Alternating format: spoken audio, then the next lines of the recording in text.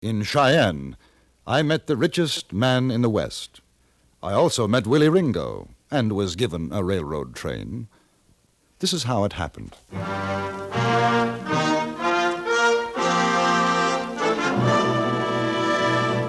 Frontier Gentleman.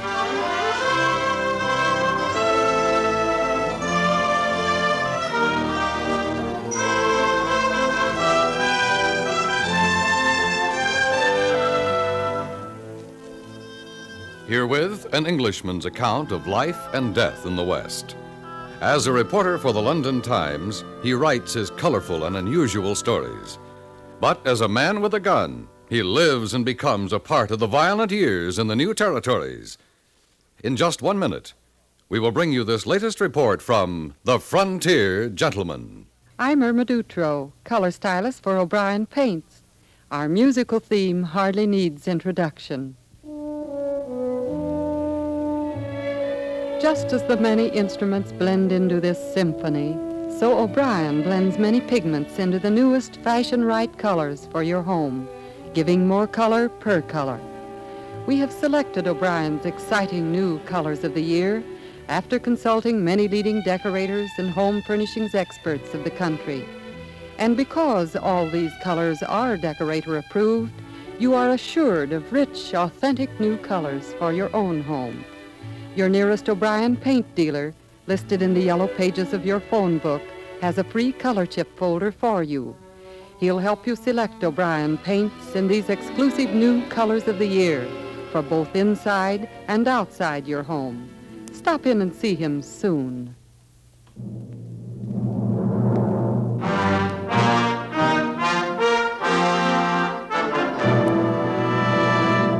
Now, starring John Dehner, this is the story of J.B. Kendall, Frontier Gentleman.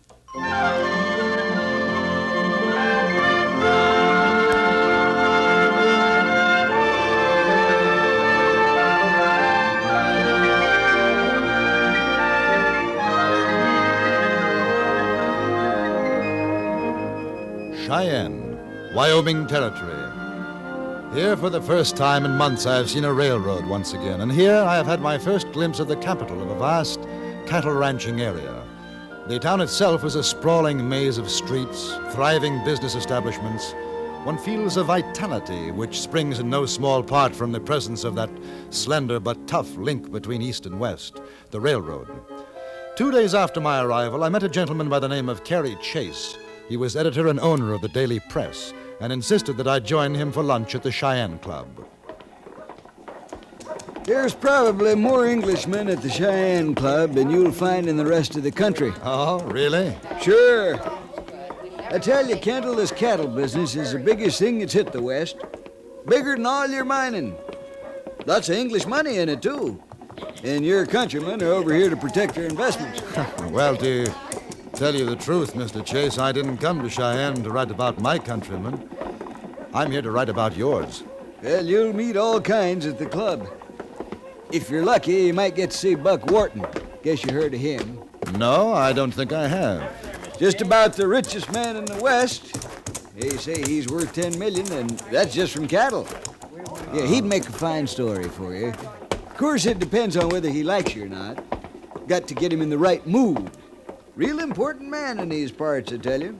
Young man? Buck Wharton, 75 if he's a day. Claims to be 60, but don't you believe it. Wicked old devil. Married to the prettiest little thing you ever saw. Little Minnie. Say, found her in Denver. She was a dancer in a traveling theatrical show. Buck took one look at her and the dance she was doing and married her the next day. That's how the story goes. Do they both live in Cheyenne? On and off. She's here with him now. Oh, here we are.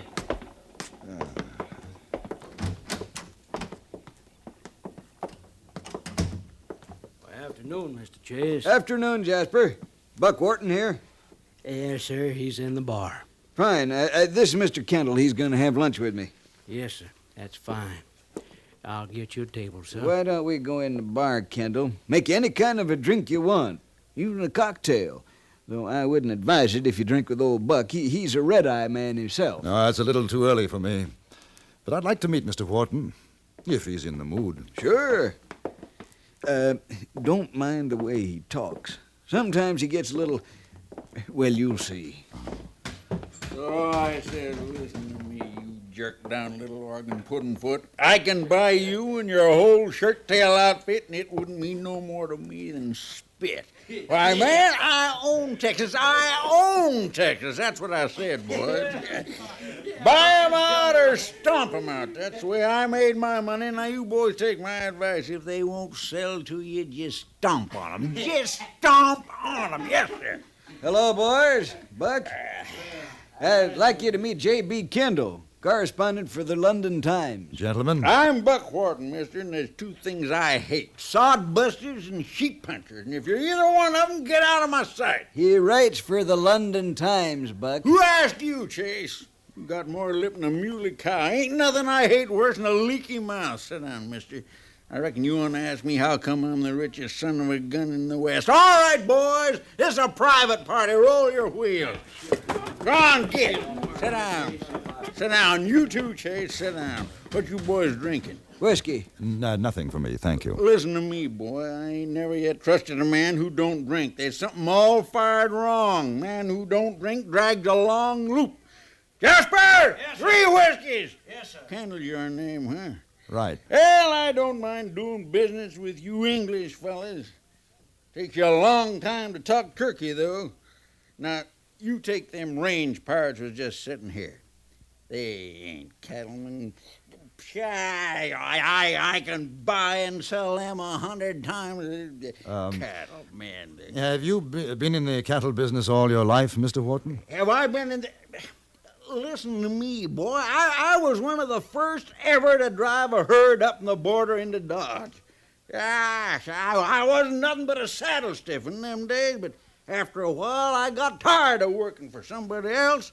Started out on my own, all by myself. Bought me a herd of kettle-bellied critters and run 'em up to Abilene.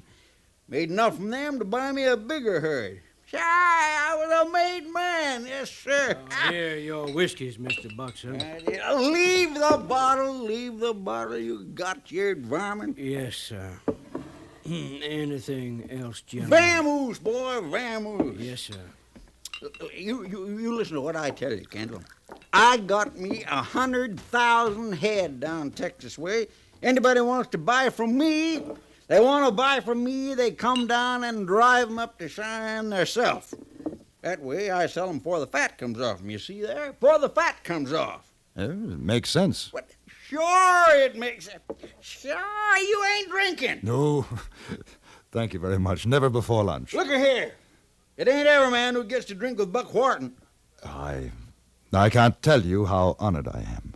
Well, no, that's all right, boy. I like you. I'll tell you what I'm going to do. You doing anything this afternoon? Not particularly. All right, then you take a ride with me and little men over to Laramie. Laramie?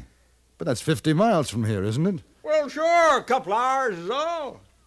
Oh, you mean on the train? That's right, on the train. I got a little business over in Laramie. There's a fella there needs stomping on. Well, I got to meet little men for dinner. Now, you be at the railroad station at 2 o'clock. 2 o'clock, you hear me? Hey, Chase, you ain't paid for them drinks. Well, no, That's all right. Pay for 'em. Buck Wharton had all the finesse of a ton of coal. But at the same time, the old reprobate fascinated me. And so, promptly at 2 o'clock, I found myself waiting at the railroad station. On a siding was an engine and one car.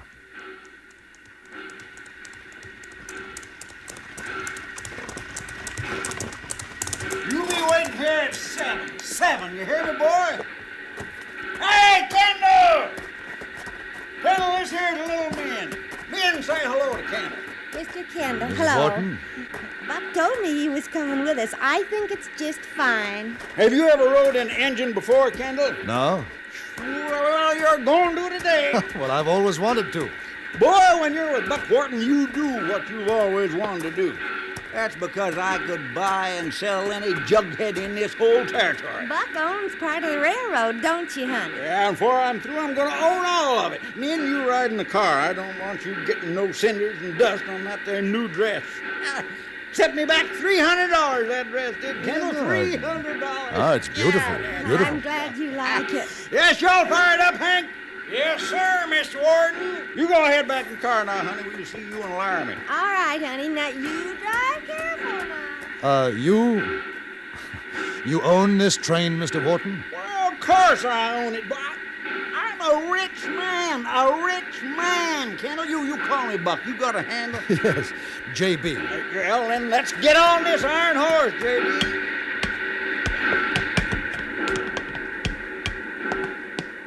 Well, afternoon, Mr. Wharton. Hank, this is J.B. Nice to make your acquaintance. You got them rifles? Yes, sir.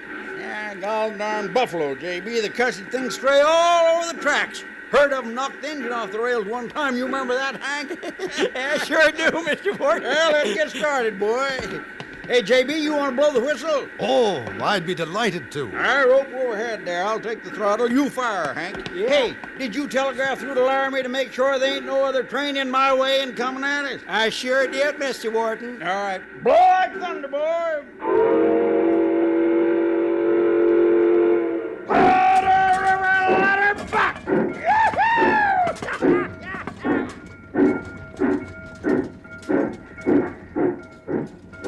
Hey, she's running mighty smooth. Have you ever drove an engine, J.B.? No, never. Yeah, we get out a little ways. I'll let you take it. Oh, fine, fine.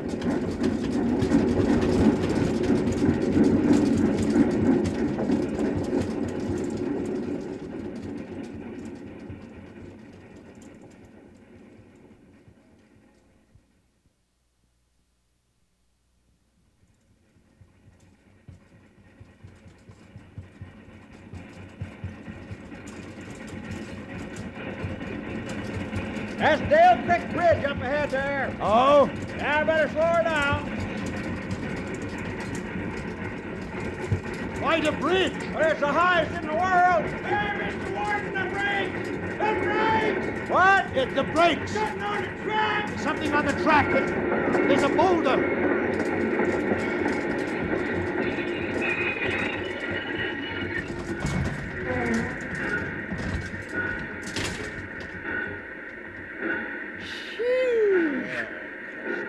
Now, how do you figure that happened? Buck, if you come over to this side, you'll see. Son of a gun. Bushwhacked! All right. You all climb down out of there. Me and the boys got you covered. Good. And you all try something, and there are going to be windows in your skull.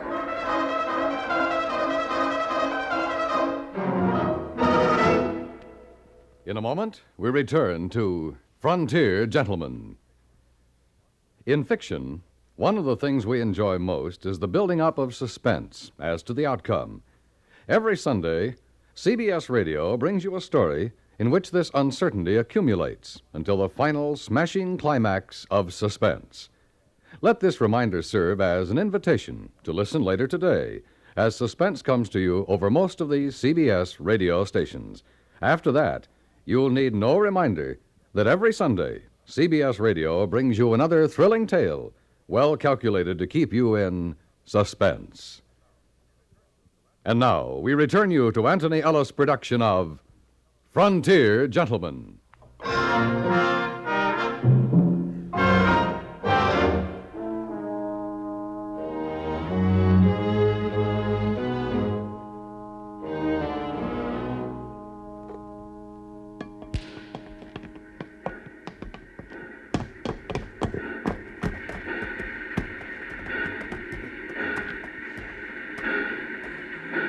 Any of you fellas carrying shooting irons? What do you mean by this? Listen here, boy. You know who I am.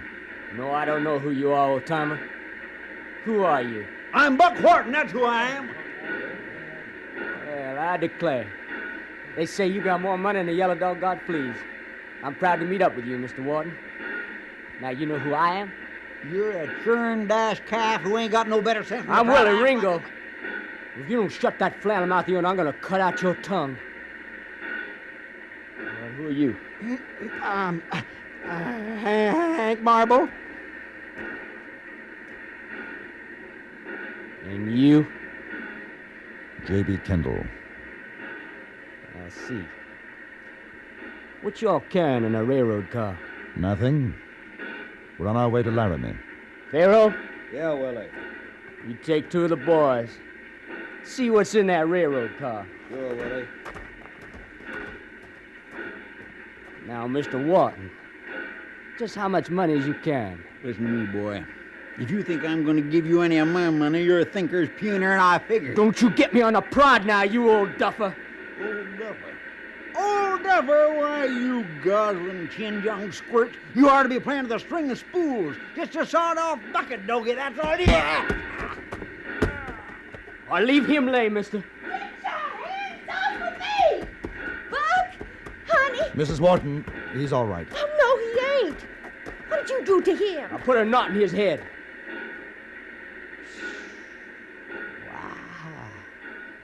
You mean a filly like you is that old dog's wife? I sure am, Sonny. Lady, don't you never call me Sonny. You hear? Hey, Willie, let's get out of here. There ain't nothing in the car. We can move up the line and wait for the next one. Shut your mouth, Harold. We got plenty of time. Besides, I got an idea there's good diggings right here. Al, Frank, you pick up that old man and put him in the car. Then you get that bowler off that track, too. What are you gonna do with him? Why, ma'am, he's so rich that I figure I could convince him to part with some of his money. You, mister, what'd you say your name was? I said my name was Kendall. I see. All right, you and this engine driver, you get back on that thing. Pharaoh, stay with him. You see they keep a good head of steam up. Soon as Mr. Wharton's agreeable, we'll start for Laramie. You come with me, little lady. No, I won't. You get... Oh! Let's go.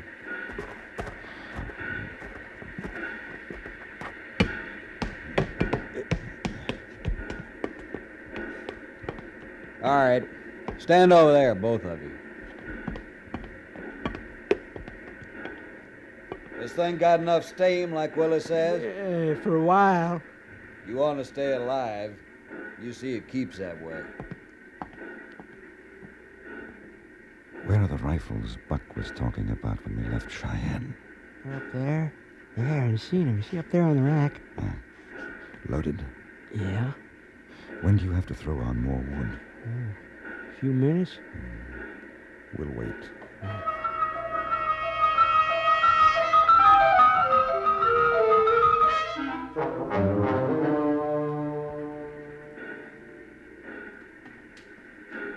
Mr. Kendall, I'm going after Stoke. All right. Tell him. Mister, I better get some wood on. The fire's going down. Go ahead. I'll help. No. It's better with 2. Fire goes down pretty quick. All right. Watch yourself.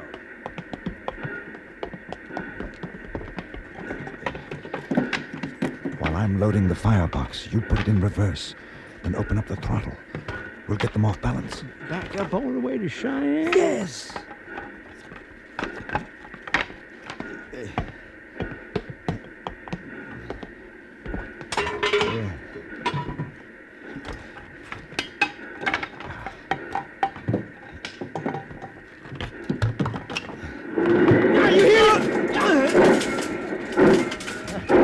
You all right, Hank? Yeah.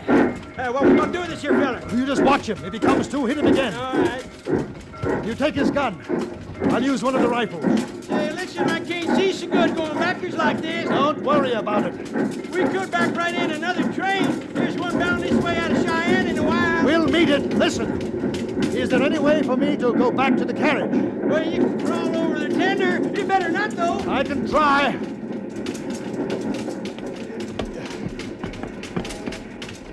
I started to crawl over the wood-loaded tender toward the carriage.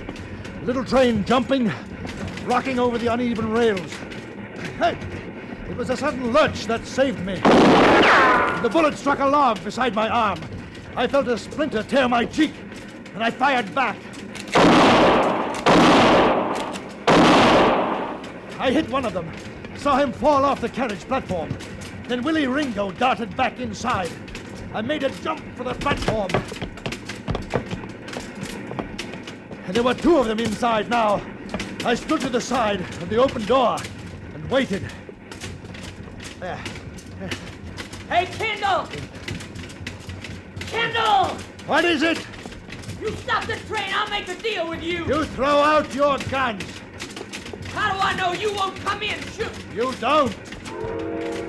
I'll kill the old man and the girl. It won't do you any good. You'll die for it. Kendall! Kendall, this here's Buck. Listen to me, boy. You gotta stop. There's another train coming toward us. I can see it. Ringo, give your guns to Mr. Wharton and I'll stop the train. All right, all right. All right, you better get out of here, Buck. Yeah, she's coming up fast. No, it's all right. Hank has seen it. Jump, Mr. Will, I'm gonna get killed. You stay right where you are, sonny, or I'll blow out your lamp.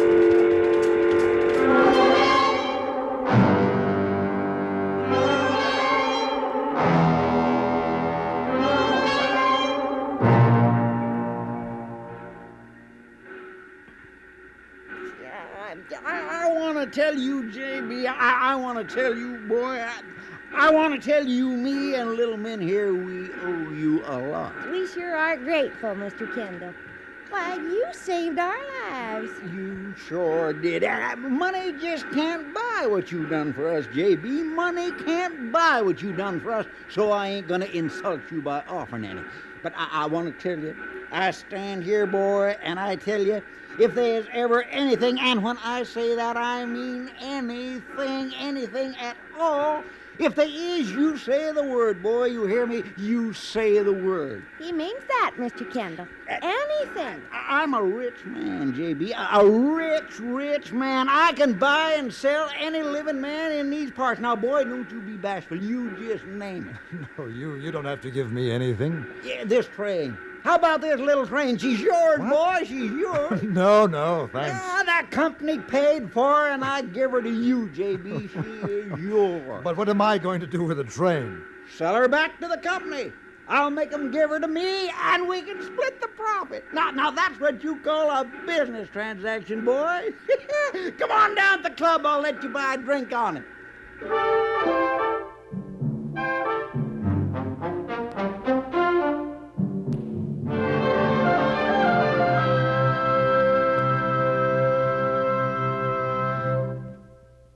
Frontier Gentleman was written, produced, and directed by Antony Ellis and stars John Dehner as J.B. Kendall.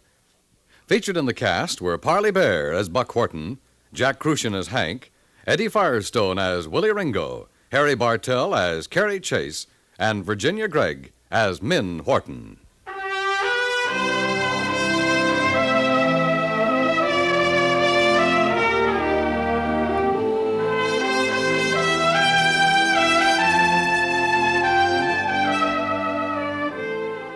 Sundays on most of these same stations, it's the FBI in Peace and War. Here's drama that pulls no punches, revealing how unsung heroes of the Federal Bureau of Investigation operate to track down criminals and saboteurs. Listen later in the day as the dragnet closes on another public enemy. It's 30 minutes of thrilling, spine-tingling drama on the FBI in Peace and War.